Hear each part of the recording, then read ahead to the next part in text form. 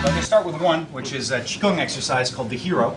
If you're a man, you'll quickly know why. We're going to cross our legs to our best of our capacity. Now, I want to be clear, a lot of us are going to end up kind of teetering on the edge.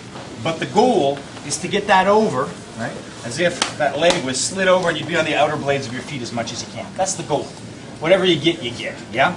You want to put your hands down on your arches, and you at least want to lean forward. Just pull weight forward. You know where it's going.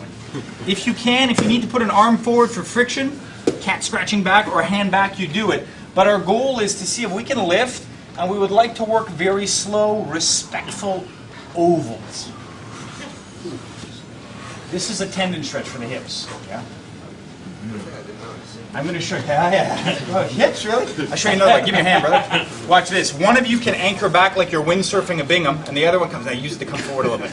Yeah, that's it. Now see how high you come up. Just using your legs. Like, yeah, and then you go down. So you can help. Use a wall, a heavy chair. Lots of ways, right? But I want to see. Look, for example, for me, this is a deep stretch. Other people, they like it more here. But I see how big I can make that oval. Yeah? And as you work it, you can bring one leg over onto the sole. You're never going to believe where this comes from. So this is actually an Irish step dancing workout. So if you've ever seen Irish step dancing, like Irish people, right? You have what's called a foot rock, where one foot's flat, one's on the blade, and they do this. That's a basic Irish step dancing exercise. But that's the foot rock. Yeah.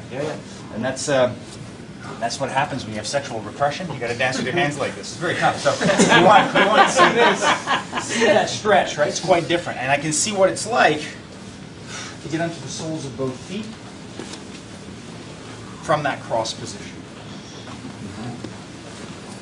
Got to give you new stuff, otherwise you'll get bored. Oh yeah, when I see the humble focusing. That's it.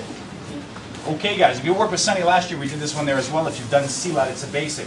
What we're going to do now is we're going to spider crawl on the ground, and we want to untwist. There's only one way it's going to work, right? If you remember John Candy in Planes, Trains, and Automobiles when he goes to get out of the car without doing the seatbelt, that's going to leave a mark. If you go the wrong way, you'll know right away. So I go towards the opening, and I spider crawl over. I come back. I do it slow and slow. Even if you can do it without your hands, use your hands now. There'll be plenty of time for no hands. And if you can, you just do 360s all the way around, sweeping the floor, enjoying the full aroma of your knees. Manly, but I like to. Awesome. You can always continue with the gorilla crawl, but if you are capable, we want to go through. If we need to punctuate to get a breath, we can. But it's honestly much better if I can just Linda Carter and Wonder Woman myself through it. Don't pretend you don't have the image. I'm in my Wonder Woman scuba suit in my brain. It's okay. When you wake up tomorrow morning and say, what happened to my hips? This happened to your hips. You do about 10 of these. That's all you need. You'll feel this for 4 days.